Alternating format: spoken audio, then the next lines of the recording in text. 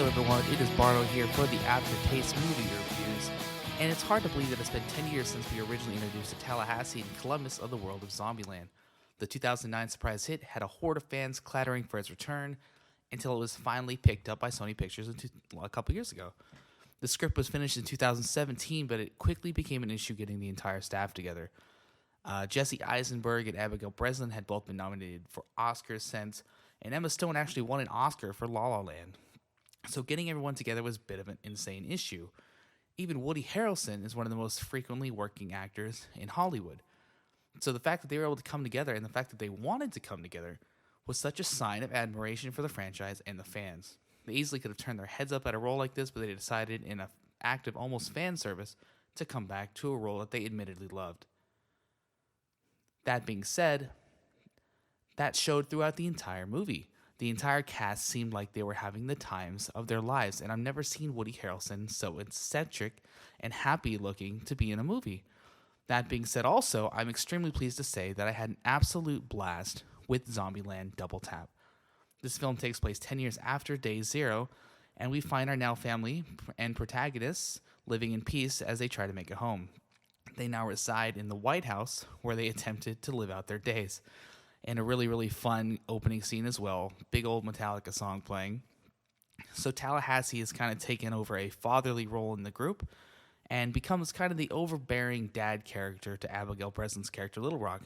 She's now a young adult character and desperately wants to have a life with people her own age and kind of longs for that. So after a few events transpire, Wichita and Little Rock, feeling trapped by their current situation, just kind of leave in the night. And they leave a note saying, we're going. So basically a month goes by since they've left, and Wichita returns and surprisingly exposes that Little Rock has run off with a little pacifist boy from Berkeley in a very, very funny scene. And the group has to band together to track down Little Rock as they fear for her life, because what is a pacifist going to do in a zombie apocalypse? Kind of a fun little story arc that they have in the movie as well.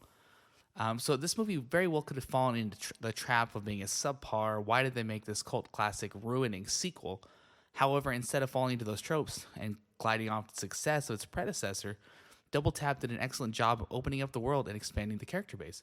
They introduced characters that I loved, played by Rosario Dawson, Tom Middleditch, Luke Wilson, Zoe Deutch, and the main protagonists, they all had a very defined story arc. They were very well written, they were very funny, and I really felt for a lot of them. They had a very well written one, I thought, for Tallahassee, Woody Harrelson's character, as sort of the dad coming of a understanding of his daughter, and then they had a very funny love arc for Wichita and Jesse Eisenberg's character, Columbus. And, I mean, they also expanded the world with zombies, because after 10 years, a lot would have changed. They had different zombie types. They had, I won't ruin it because it's really, really funny, but in general, I think this movie might be a little bit funnier than the original because they had the original to go off of.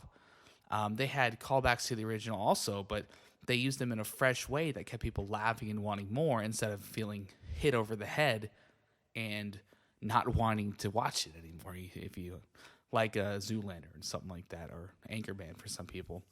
But last but not least, it also had one of my favorite mid-credit scenes I've seen in a very long time.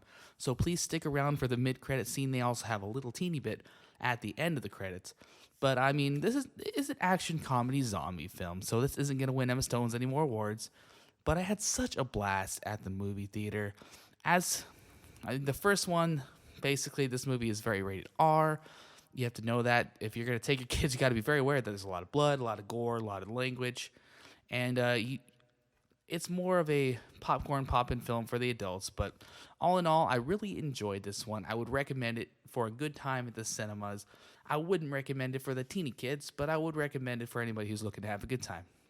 Barry loved it also, so I think we'll give it a 7 bee-boops out of 10 on our Barry meter.